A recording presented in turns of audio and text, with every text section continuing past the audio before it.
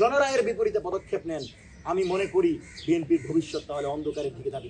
এই সরকার ক্ষমতা নেওয়ার পর সরকারি দল, বিরোধী দল, সকল সংগঠন, সামাজিক সংগঠনগুলো তাদেরকে বৈধতা দিয়েছে, কাউকে আমরা আন্দোলনে যেতে দেখি নাই। সুতরাং এই সরকার বাংলাদেশের অধিকাংশ জনগণের ম্যান্ডেট নিয়ে আসার পর এই সরকার বিচার প্রক্রিয়া করতে কোনো বাধা নাই। এই সরকার আওয়ামী লীগের বিচার করবে, মানবতা বিরোধী অপরাধের বিচার করবে, জুলাইয়ের হত্যাকাণ্ডের বিচার করবে, সেজন্য আওয়ামী লীগের ম্যান্ডেটের দরকার নাই। এই সরকারকে ক্ষমতায় যারা বসিয়েছে তাদের ম্যান্ডেট নিয়ে এই সরকার যেন দ্রুত সময়ের ভিতর গুম, খুন, মানবতা বিরোধী অপরাধের বিচার করে, জুলাই যে সকল হত্যাকাণ্ড হয়েছে সেই বিচার করে। এই সরকারের ভিতরেও তো আমরা ভারতীয় গুপ্তচরদের দেখতে পাই। আমরা দেখেছি সংসদীয় কমিটির বৈঠকে তারা যে আন্দোলনের মাধ্যমে আজকের এই সংসদে গেল, শিলং থেকে এসে যারা আজকে সংসদে ঢুকে গেল, সেই ভাইয়েরা এখন জুলাই সনদের অধ্যাদেশ বাতিল করতে চায়।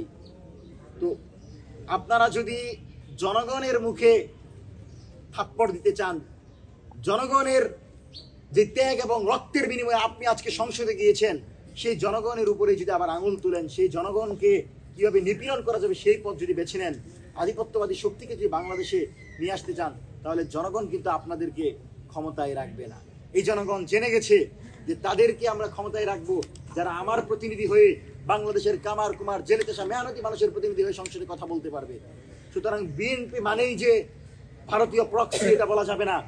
বিএনপির বিরাট একটা অংশ জুড়ে দেশপ্রেম রয়েছে, কিন্তু যারা বিএনপিকে মিসগাইড করে জুলাই সনদের বিরোধী ক্যাম্পেইন করছে এবং জুলাই সনদের অধ্যাদেশ বাতিলের জন্য যারা প্রস্তাব করেছে, আমরা ঘৃণাভরে প্রত্যাখ্যান করছি এবং আমরা মনে করছি সরকারি দল দ্রুত সময়ের ভিতর এই ধরনের সিদ্ধান্ত থেকে সরে আসবে এবং সংসদ অধিবেশন, যে অধিবেশন চলছে, অধিবেশনে আগামী সংসদ যখন বসবে আপনারা অবশ্যই সংস্কার পরিষদের শপথ নেবেন। এখনো সেই সুযোগ আছে, আপনারা সংস্কার পরিষদের শপথ নেন। আমি তারেক রহমানকে বলবো, বারবার হিরো হওয়ার সুযোগ আসবে না, প্রেসিডেন্ট জিয়াউর রহমান হওয়ার সুযোগ সবসময় আসবে না।